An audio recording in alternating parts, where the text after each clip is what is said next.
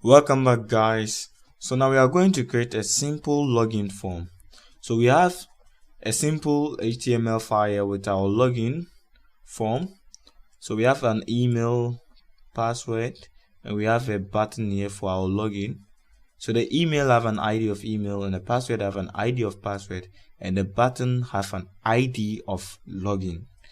So if I open, we'll have this simple login form over here. We have our email, our password, and our button.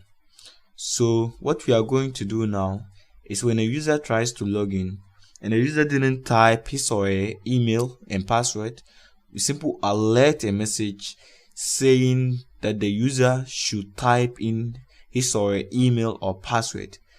And we'll also set a default email and password for users who tries to log in with wrong credentials. So we'll set a default email and password that the user is supposed to log in with. So once the user's input doesn't match those credentials, we simply alert a message telling the person that the credentials are wrong. So I open my file over here and I go to my JavaScript file. So first we have to create our variables for our email.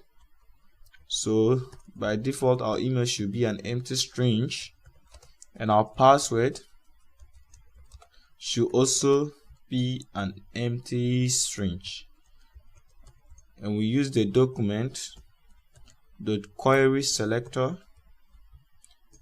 to select our input, which is the email. Then we add an event listener, and the event there is a change event. So I simply type change. The next is our callback function. So we put the E, and we use the E to target that element. So use E dot target dot value. So to grab the value, now we'll say that email should be equals to that value.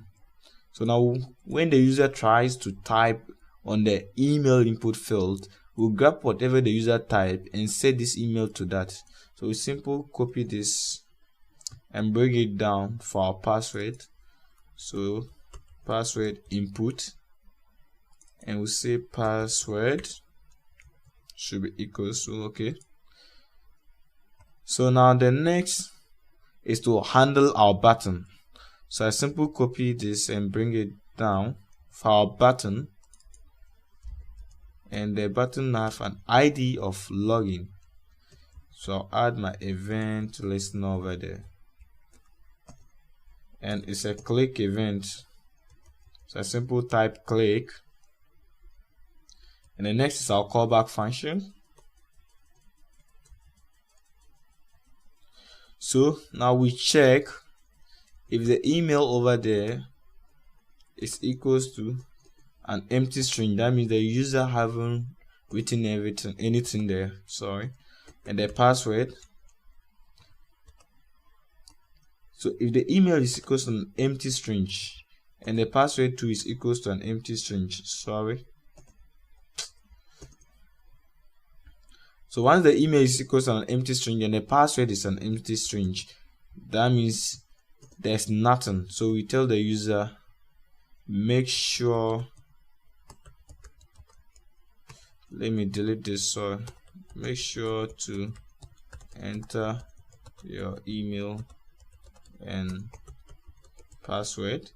So make sure to enter your email and password, else that means the user have written something for the email and password. We simply alert a message saying all correct. So I save it,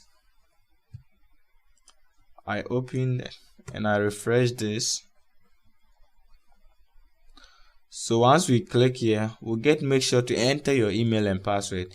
And if we give only the email, but we'll still get make sure to enter your email and password. But if we type the password, then we'll get all correct. So now let's remove this all correct, and then we'll put our default email over here. So the default email should be admin@gmail.com. So that's our default email. So we have our default password.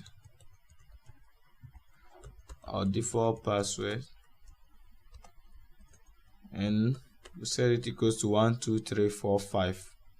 So the next is to check if our email is equals to the default email and the password is equals to the default password. So once the email is equals to our default email and the password is equals to our default password, then we simply alert a message for the user saying, yo, you just got in, else means the email is rather not equals to the default email, or the password is not equals to the default password we said. That means the credentials are wrong. So we simply alert a message saying credentials are wrong, try again.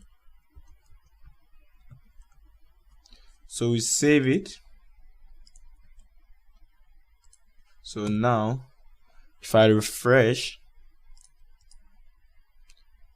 then I try to log in with admin@gmail.com and the password, let's make it 242.